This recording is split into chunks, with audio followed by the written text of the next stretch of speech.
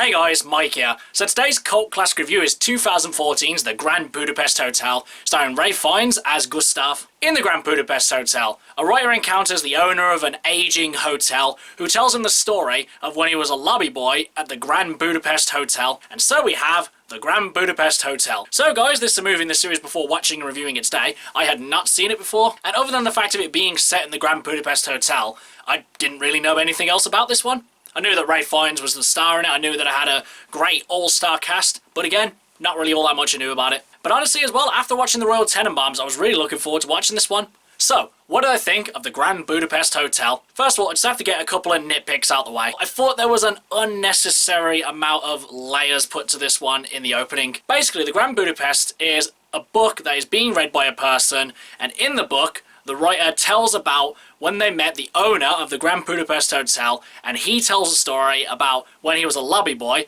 at the Grand Budapest Hotel when it was, fully alive. And honestly, I thought that was just a bit too much. It doesn't really play into the story all that much, but honestly, I would have just cut at least two of those layers out. Just have it be the writer interviewing the former lobby boy. But to be honest, it's kind of inconsequential, and it's perfectly fine to have there. I just thought it was a little bit too much. And something else as well, which I imagine will affect the viewing experience for quite a lot of people. Now, a lot of movies will have an aspect ratio that looks like this.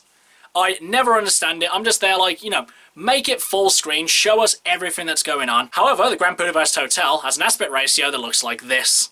And honestly, I really call into question the necessity of filming the movie like this. Though at times it did aid in telling a few sight gags, and for the most part it does make you focus on the necessary information in front of you. But to be honest, it doesn't really aid in the storytelling. One of the only movies that I've seen that's filmed like this was The Lighthouse, and to be honest, the aspect ratio being like that really did help in aiding the isolation of the story. Honestly, for me, it didn't really ruin the movie for me, it's just I really called into question the necessity of it. But to be honest, it really helps in making you remember the movie a lot more than if it was filmed in a standard aspect ratio. But with that out of the way, let's get to the actual film. Honestly, what I've come to really love about Wes Anderson's movies is the fact that you know when you're watching them. They have a very unique and specific style. There's a lot of static camera movements, great cinematography, bold colours, amazing set design, and all of that is shown at its best in the Grand Budapest Hotel. All the great cinematography, colours, camera angles are all really brought to their best inside this hotel. And the rest of the movie does look really good as well, but it's pretty much at its most bold and colourful inside this hotel. And honestly, I wish we spent just a little bit more time within the hotel. I'm not saying the movie would have been much better if the whole thing was set in the hotel. I just wanted a bit more of a day in the life kind of saying before we really got into the main story. And as well, Ralph Fiennes in this movie was just brilliant. I just loved his overly formal personality and the way he speaks, and it really helped to make the scenes where he just goes in these absolutely mad fits of profanity even funnier. Because he'll be there at one point, really polite, talking like with proper diction and everything like that, and the next minute just swearing his head off. And it's just the constant back and forth parallel between these two made the character even more funny. And there's a scene towards the start which kind of makes you think how the character is going to be throughout the whole film. He's walking down a corridor, and one side he has the guests who he talks to politely and treats them with respect, and on the other side of him he has his employees who he just kind of snaps at and tells them what to do. And honestly, this is how I thought he was going to treat Zero throughout the whole film. But then as the movie goes on, you see that he has a lot of respect for this guy. Though at times he doesn't always treat him with respect, you can tell that he absolutely adores this guy and would basically do anything for him. At the start he sees him as a great employee, but then as the movie progresses he becomes a very dear friend to him. And the journey in which these two go on to get to that point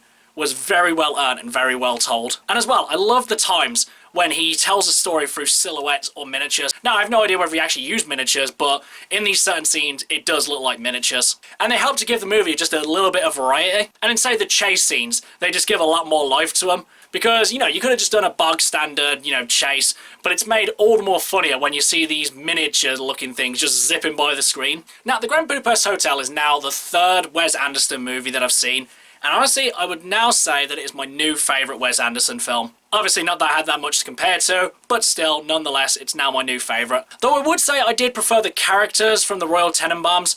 Pretty much the storytelling, the comedy, the sets, everything else in the Grand Budapest Hotel is just amazing. And though I wouldn't say the characters were any worse than the Grand Budapest Hotel, it's just I'd say the Royal Tenenbaums had a lot more of a stronger character narrative than the Grand Budapest Hotel. But nonetheless, still love this film. So guys, would I consider the Grand Budapest Hotel a personal cult classic, and would I recommend that you guys should see it? Even though I was really looking forward to watching this one, I thought that I was going to be disappointed.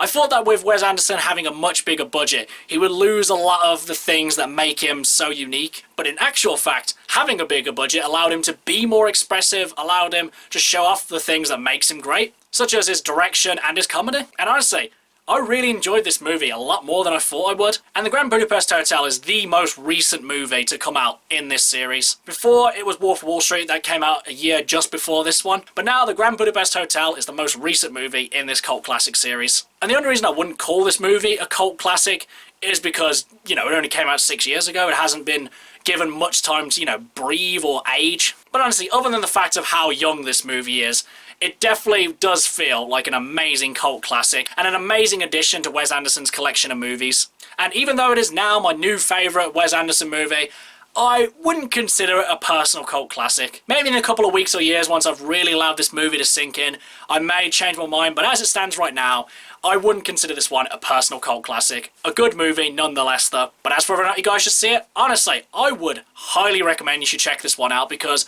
I definitely enjoyed this movie a lot more than I thought I would. Though the aspect ratio may be one thing that kind of stops a lot of people from watching it. Honestly, I would say just look past that and just enjoy this movie for what it is. Okay guys, that's my cult classic review of the Grand Budapest Hotel. Do you love it? Do you hate it? Whatever you think, drop it in the comments below. Until next time, I've been Michael. See ya!